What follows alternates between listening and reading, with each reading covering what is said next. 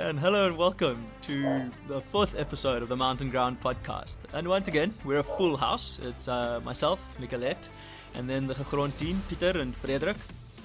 So, Pieter and Frederik will be talking a bit about the development of coffee, and coffee development, I think was their wording, and I'm very interested about this because, well, obviously I have no clue about coffee development, so I'm going to be asking questions, listening out. And then after that, myself and Nicolette will talk a bit about extracting the most out of your training. We've been to a couple of races now lately in a supporting manner, and we are training for a few races now, and some of our athletes have a few races coming up. So we just want to talk about, you've done all your training, how do you actually extract the most out of it? So without further ado, I'm going to hand it over to the Gegrond team, and they'll take us further. Lekker Pierre, Nicolette. It's great to catch up again, and we'll be developing this topic as we go along. No pun intended, eh? Starts with the corny jokes already. Yeah, hi guys. It's nice to be talking to you again. I can imagine those races were quite exciting. I think Marius attended one of those, and he says that the mist came in on the mountains. The DGT? Was that one of the ones that you guys were at this weekend? UTD, last weekend? The Ultra Trail Drakensberg. UTD. It was about 2 weekends ago, Yeah. Sorry, that's the one I'm referring to. Yeah, Marius said it was a sufferfest. But... so get back to coffee. So development of coffee, that's quite a difficult theme to discuss. I think there's from the roasting side, it's one of the more important things that you need to consider as a roaster, because obviously you have different roast profiles that you can roast to achieve different results. You'll roast darker if you want espressos, or more body and less acidity, but obviously with the trade-off of a bit more bitterness. But the big thing is, and I actually had a discussion with a barista today about it as well, is how do you know you're roasting your coffee and you're not going to be still be too green and get those grassy flavors, or go too far and be too baked. And my thoughts on it was, what I've experienced in the past at Gegrond is, with our previous roaster compared to the Genio that we have now, is the roaster has a big effect on the development of the coffee itself, because there's so many variables that comes into play with like the airflow and the drum speed and the type of heat transfers that's involved in your roaster, so that you can't necessarily stipulate that your medium roast you can take it out at like 215 degrees, or if you take it out at 209 degrees, that the development is going to be different. It might actually be the same if you're roasting on different roasters, but obviously there's a lot of variables that come to play, so it's difficult to specify exactly where you get. And I think that's where cupping becomes quite important to ensure that you get your development in the coffee right. I just want to say, sorry Frederik, I don't want to cut across you there, but I just want to, for our listeners, just to clarify. So when we refer to the development of coffee, I think the simplistic way to look at it, and Frederik obviously knows all the details, but the longer the development, usually the darker the roast. So what we're trying to explain in today's podcast is the difference between a medium, light, or a light, medium, and dark roast, and that all plays into the development of coffee. Sorry, do you agree, Frederik? I agree. So obviously when you roast coffee, you chuck in the green, and then you roast it, and eventually it reaches a point where you achieve first crack.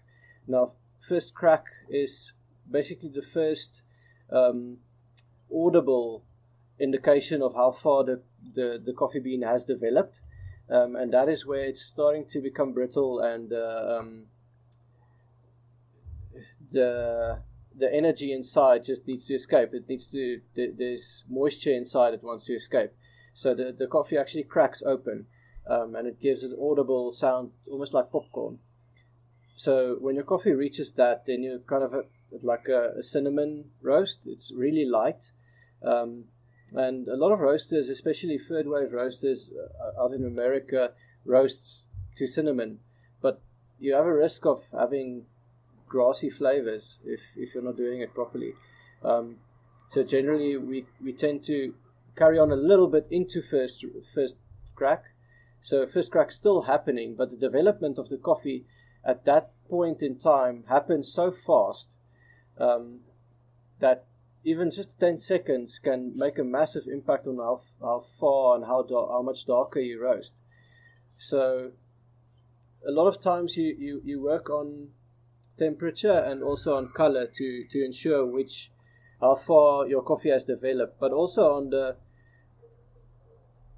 ratio of as soon as first crack starts to the end of your roast compared to the whole duration of the roast as a percentage. So that also gives you an indication of the development of the coffee. A lot of people work on that, but yeah, if you go for medium roast, obviously the bean is brittle, but it's not as brittle as with a dark roast. So the development influences solubility, it influences sugars, it influences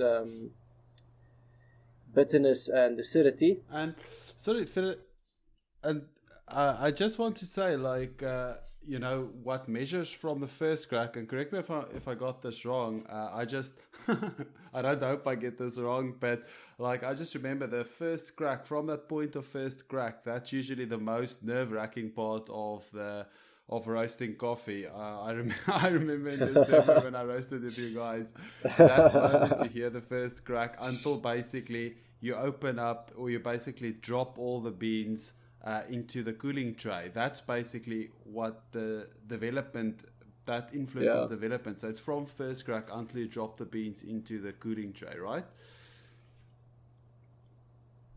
Yeah. So that is the most nerve-wracking part, because the coffee really develops quite quickly then, and you can easily lose track of the roast, because at that stage the beans actually becomes exothermic, and they start giving heat off themselves. So even if you switch off the gas, the temperature is still going to keep on rising. So it's a difficult thing to get the knack of. You kind of see with the roasters today, you get so much information, so you can see when the environment temperature's rate of rise, so the delta of every 30 seconds starts falling, then you know first crack is there. Yes, Pierre? So when you see it starts falling, the environmental temperature rate of rise, then you know first crack's happening, because there's moisture coming off and influencing the probes, the temperature probes. So then you drop your gas, and the beans actually carry themselves further into development. Frederik, with regards to, like, just because Pieter said there about the cooling tray, and obviously you did kind of answer my question that I want to ask about obviously when you're dropping the beans, you've had it on heat, and obviously the beans have absorbed the heat, and they're still going to give off latent heat. And if you just stop the process, they're still going to carry on kind of roasting. So the cooling tray, the machine that you use, because you use Genio machines, if I'm right, I had the privilege of seeing your very nice machine there once. But to the cooling tray, does that have a airflow through it, or does that have a certain way of kind of, do you want to stop it's almost like taking the mocha pot off the stove, do you put it in cold water to stop that process? The cooling tray, is it merely ambient temperature? Because now obviously, if you're roasting in Germany in midwinter, the ambient temperatures can be quite cold. If you're roasting in South Africa in midsummer, well, it's going to be bloody hot. So the cooling tray, do you say you set it at 15 degrees or 10 degrees or 0 degrees to kind of keep your beans at the anticipated place of where you stop the roasting process? Yeah.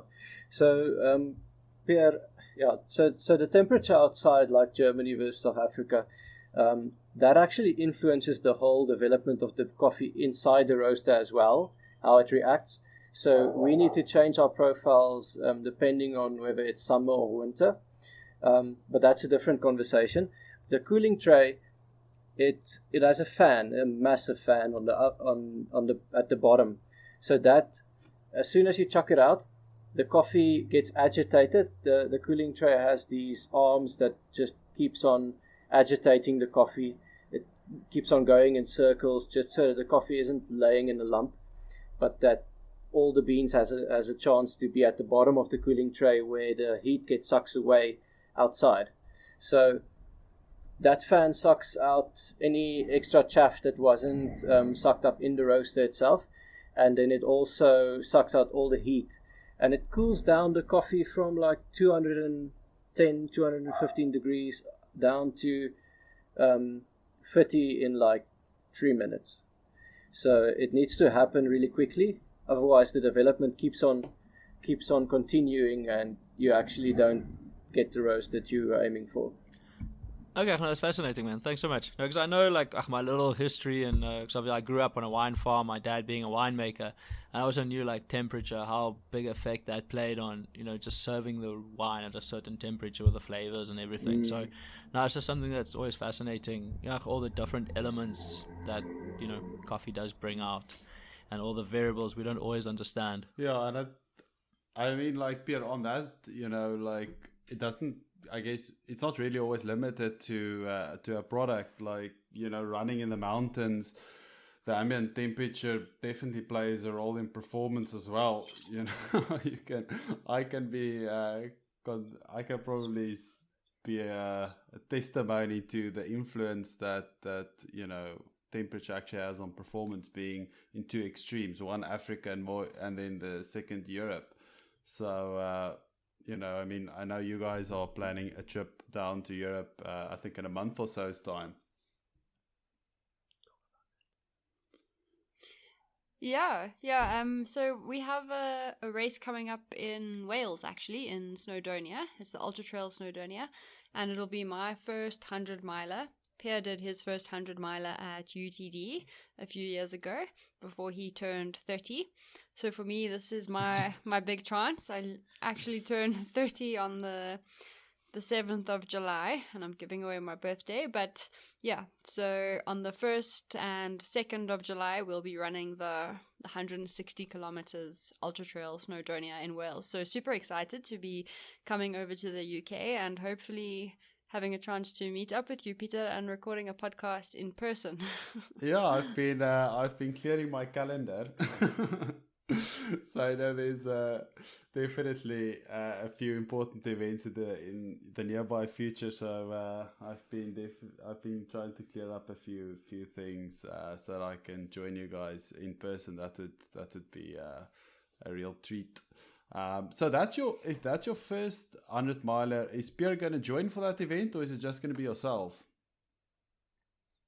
No, he also has an entry, so we'll both be running it, and basically we'll come over about 2 weeks beforehand and do a bit of a trip, make a journey of it, and travel the UK, mostly Scotland, I think, and then we'll end off the trip with the race, both of us, and then we'll head back to South Africa.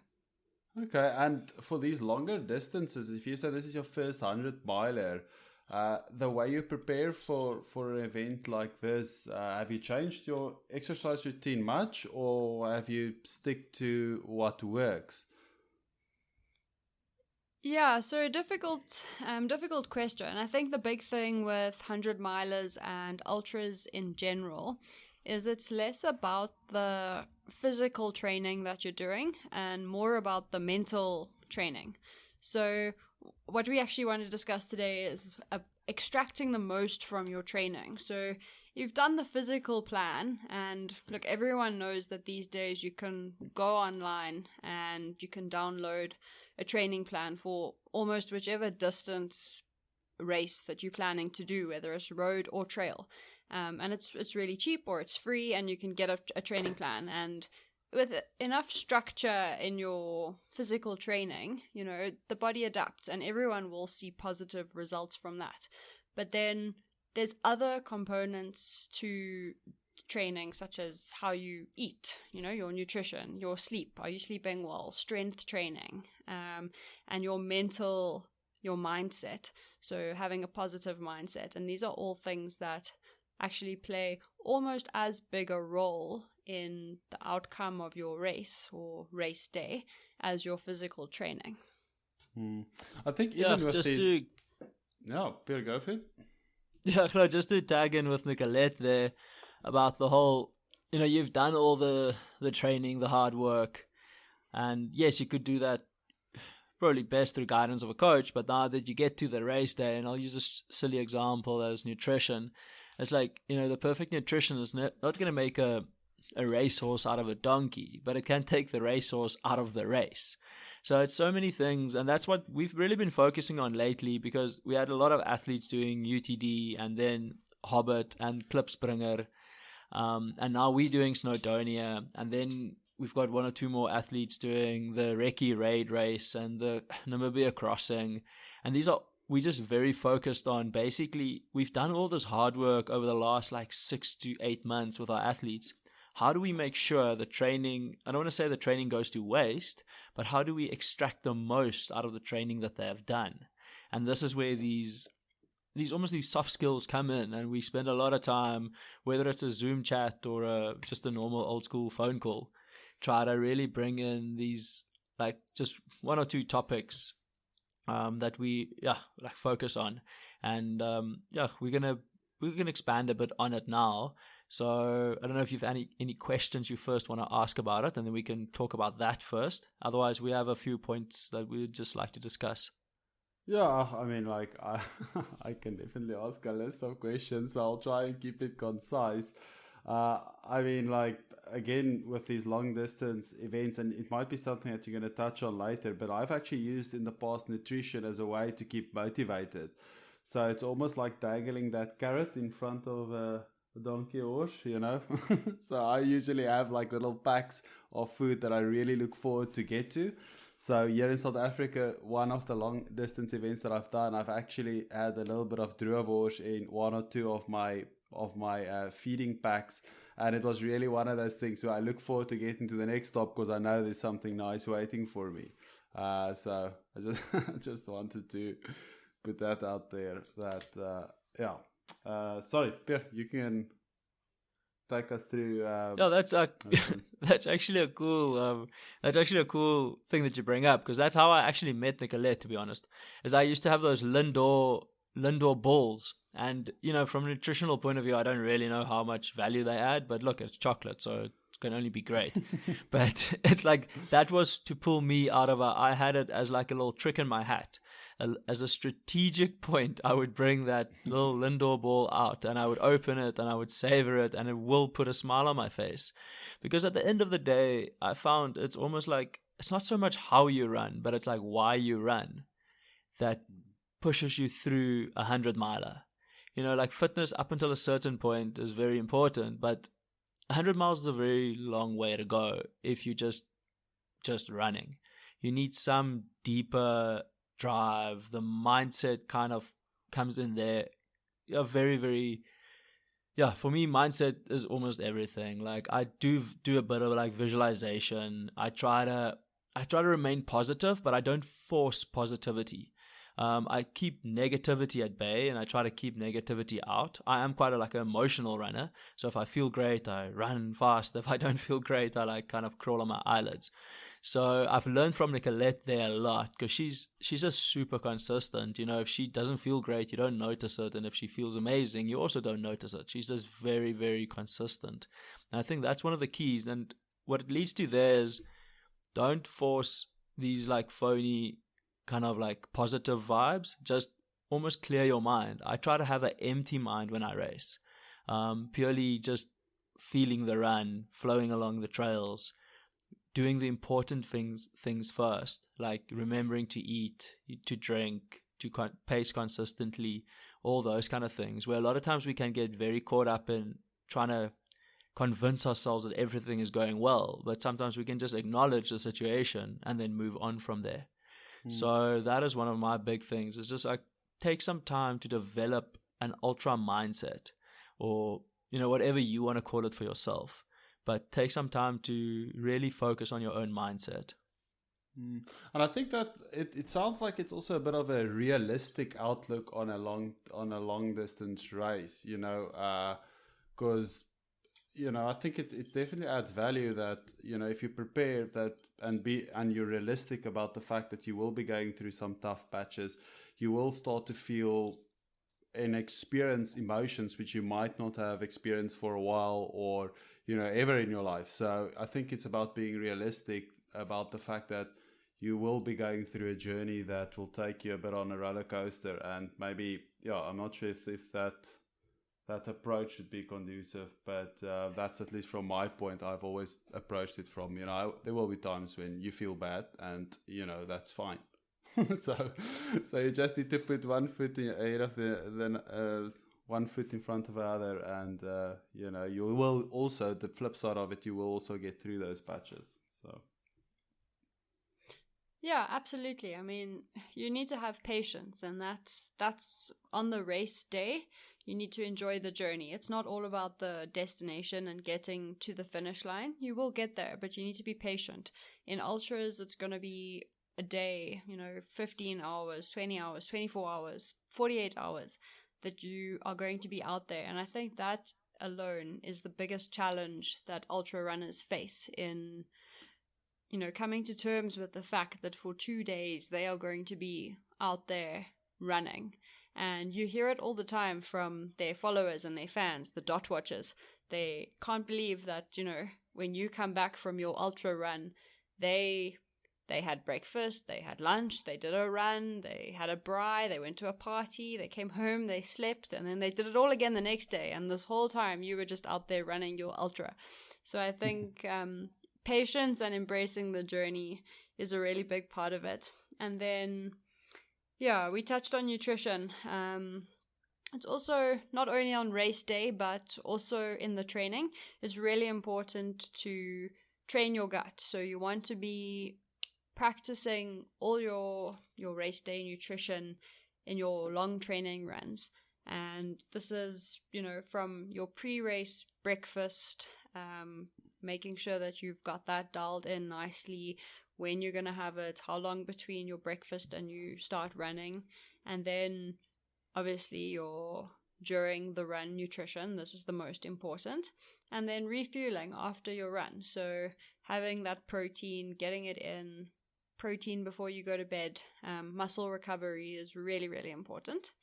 And also on the nutrition topic, hydration. So you want to, before your race, make sure that you're well hydrated, drinking plenty of water or an isotonic electrolyte drink, so the same concentration as the electrolytes in your blood.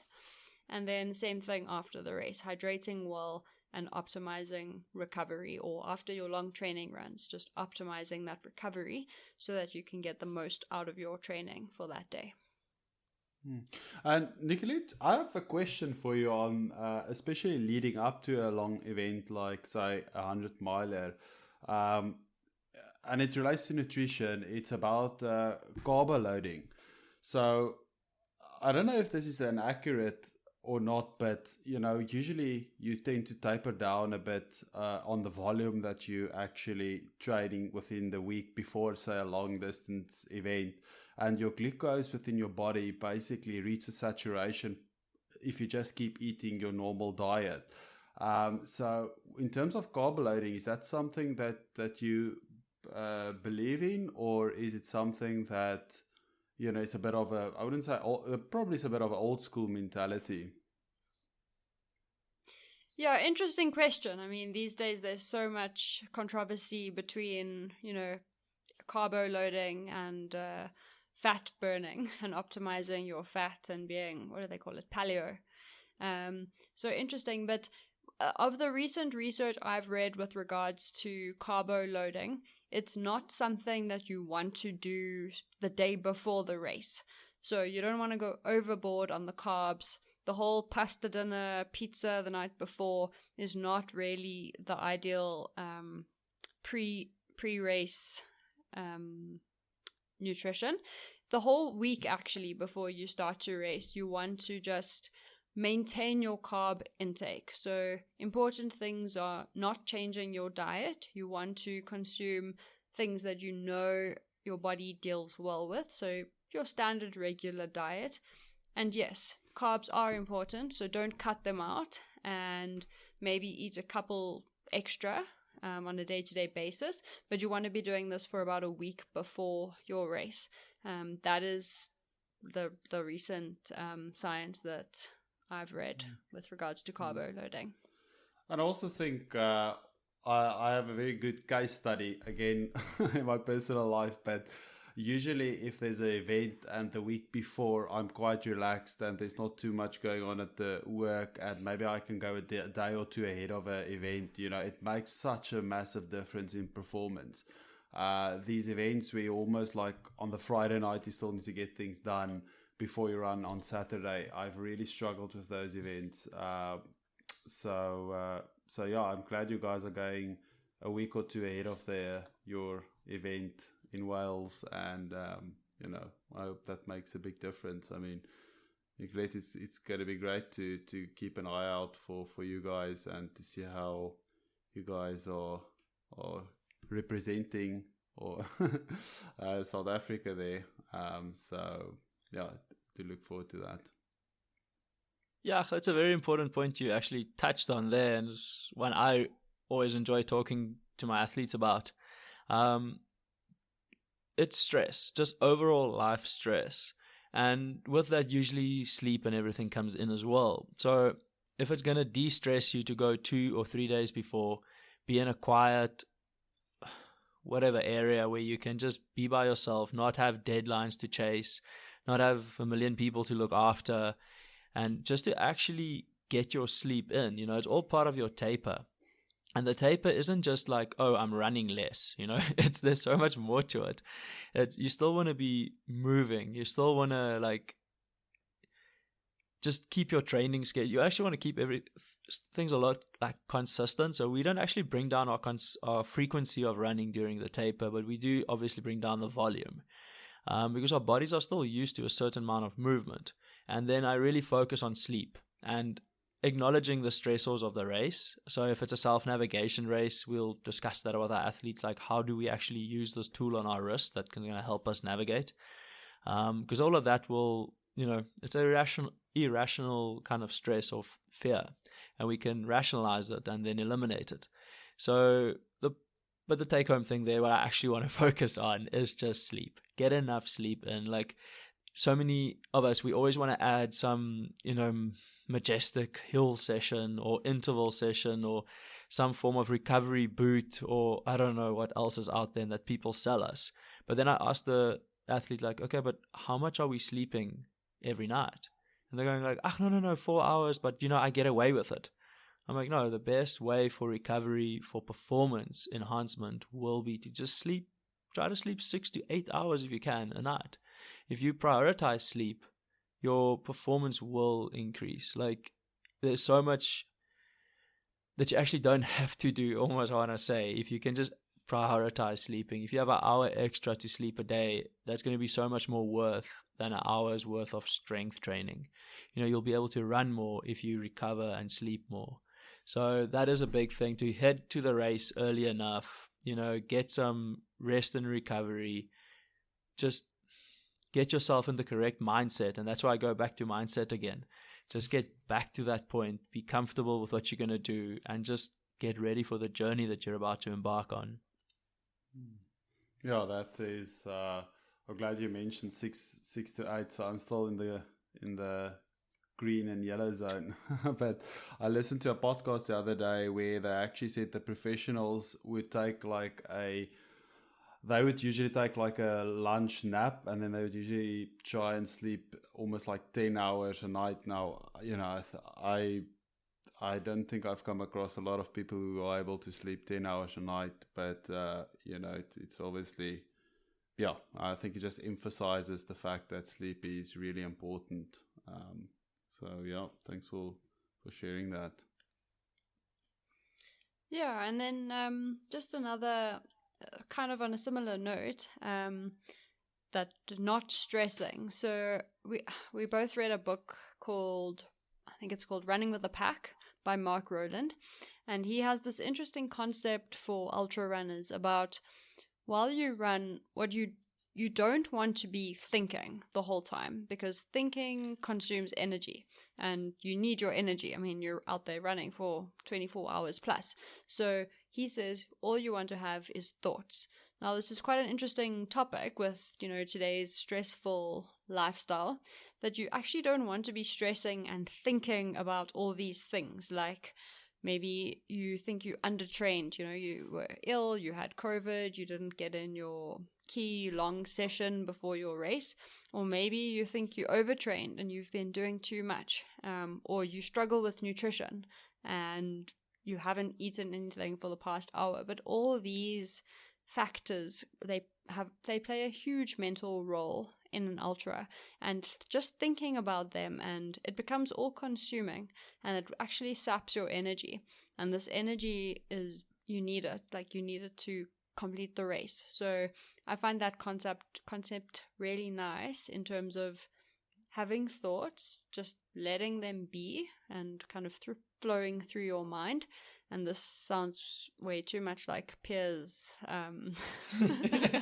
it's his department, but it's actually relevant. I mean, it's not scientific, but it's all part of the ultra mindset that he spoke about. It's just having these thoughts and not thinking.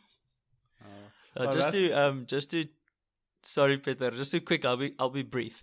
Just to touch in there with a bit of science, they actually did take a lot of elite cyclists and they gave them a certain workout to do on indoor trainers. So just like push them as hard as they could go for X amount of time, and they saw the amount of watts they could push out average over, say, 30 minutes or whatever the protocol was. And then they got the same group of cyclists in again, and they gave them a 30-minute math test before the session, and then they put them on the exact same session again. And after the 30-minute math session, every athlete had significantly reduced performance. And there they just proved that if you are overthinking and if your brain is tired, your physical performance will be decreased. So it was just, for me, it was just like, so many times I run and I go, okay, cool, I'm moving at 5 minutes a K, or I'm moving at 6 kilometers an hour or whatever. Am I going to reach this point at that point? And, all of that thinking just like really tires you out. So like Nicolette said, have thoughts, let them come in, let them go, let them flow through you, and just feel the run, just move through the trail and just almost be empty. I guess it does go a bit of a Zen state.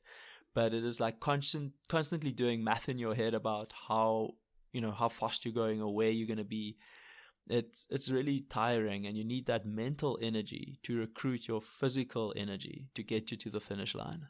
Yeah, I think I'm in trouble because I usually use my long runs to sort out the world problems. I think sometimes I should be running with a notebook with me, because I in that moment I think to myself, I've really sorted out a few real world problems, and then usually afterwards, they don't seem so lucrative to pursue. But I do enjoy having a few interesting discussions with myself and keep myself entertained. It is quite a long distance, and yeah. So, but yeah, I think anyone would benefit from being a bit more mindful towards that moment. So yeah. Yeah, absolutely. Yeah.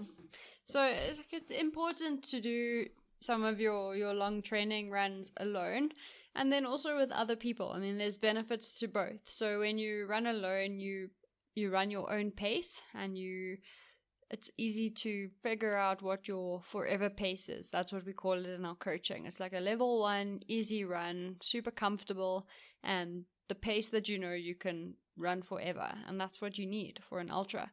So it's important to do some long runs alone and figure that out. And then it's also fun and important to run with other people. I mean, people that are slower than you, that there's no harm at all in doing sessions that are, super easy. It's actually a key element in training for an ultra, is to do a pace that's slower than your comfortable pace, because at 140 kilometers you're probably going to be hiking, and that's definitely, you know, slower than your normal running pace.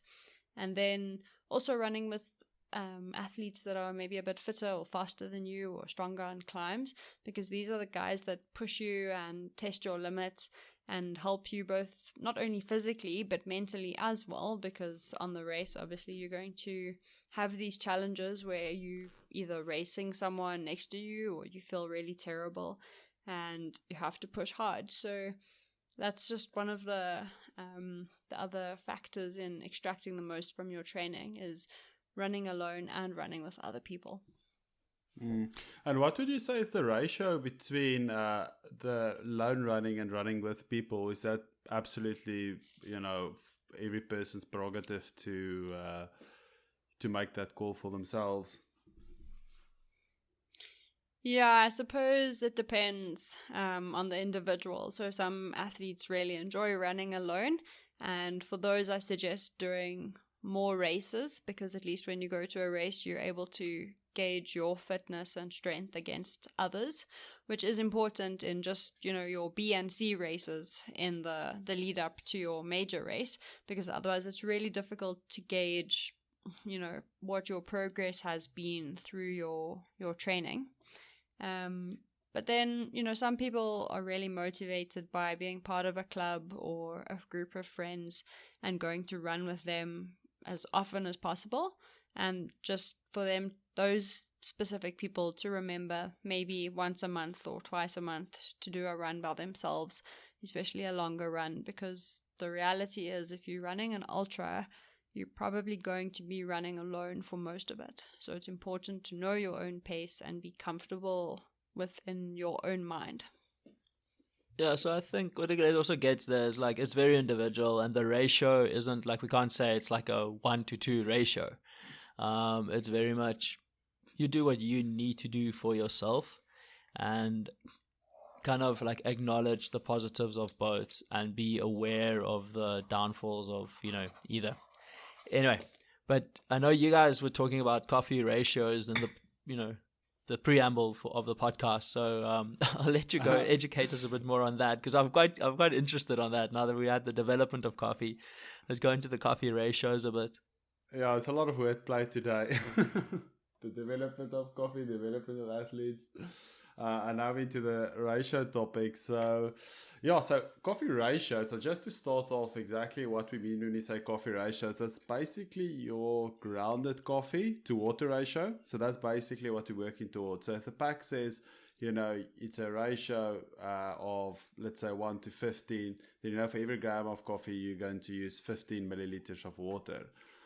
So there's basically 3 ways in which you can determine your ratio. So you have a volumetric type of ratio, which is spoons, which I'll get to why that would definitely not be a preferred method for determining your coffee to water ratio. And then we have basically grams of coffee to liter, or liter of water to grams of coffee, which is generally in the coffee world accepted as the norm. And then you have your just ratio 1 to 13 or 1 to 15 or 1 to 17. So basically saying, again, like I said in the beginning, 1 gram of coffee equals X amount of milliliters of water. So that's basically what you're working towards. So just to get back to Yeah, sorry, Pieter. So, it might be a very blunt question, but, you know, my hair has been growing back again. So, basically, is this why when you watch the really cool Instagram videos of people making like AeroPress coffee or whatever, they've got the coffee on a scale, and then they have the little jar, and they basically measure the amount of coffee, the amount of water, everything they put in. Is this the kind of like the root, you know, the start of it? Yeah, I mean, that's the most accurate way to go about it. You know, the common theme that we try to get across is that, you know, we've given our listeners a toolkit to alter, to basically develop a coffee that they really enjoy. And to do that consistently and accurately, you need to limit your variables. So if you measure your water, you measure your coffee, then that's a given. That's not really changing. Whereas if you use a more volumetric type of measure, like say a spoon, if you have a very fine grind coffee, your spoon, the amount of coffee grinds in that spoon is going to be more than say it's a very coarse grind. So by default, you're not going to have a like for like comparison. So that's the reason why like 2 or 3 tablespoons of coffee for every, let's just say 250 mils of water, that's not really an ideal way to look at coffee. And, if possible, first prize is to actually weigh your ground coffee and then your water. And then, okay, right, this is the ratio that I'm aiming for. And that's a consistent. So, the general norm is, a good starting point is always like a 1:60 ratio, 1 liter to 60 grams of coffee. So, and then you can obviously use a bit of maths. Hopefully they're not cyclists, and you can actually calculate what your your water volume should be. And just to get back, I'm not dissing cyclists. It's that example that Pieter used about the cycling and the maths. So just to clarify. And then basically from there, you can start changing that ratio, according to your preference. However, I would say that it's very important that you first change all the variables we discussed in the previous 3 podcasts, which is your coffee grind, your water temperature, agitating your coffee before you really start changing your ratio. So make sure that your coffee is extracted properly before you start playing around with your coffee ratio. I think that's something a lot of people tend to get wrong. If they want more bitter coffee, instead of like maybe grinding the coffee a bit finer, or maybe letting it seep a bit longer, they would start increasing the amount of coffee, and that really is a lot of wastage. So that's really all that I want to say, in terms of today's topic on ratios. Is start off by using 60 grams of coffee to 1 liter, and then just work out the ratio for a cup of coffee. So if you're making 250 mils of coffee, then you're going to use about 15 grams. Yeah, I think my maths is right. So yeah, you're going to use 15 grams.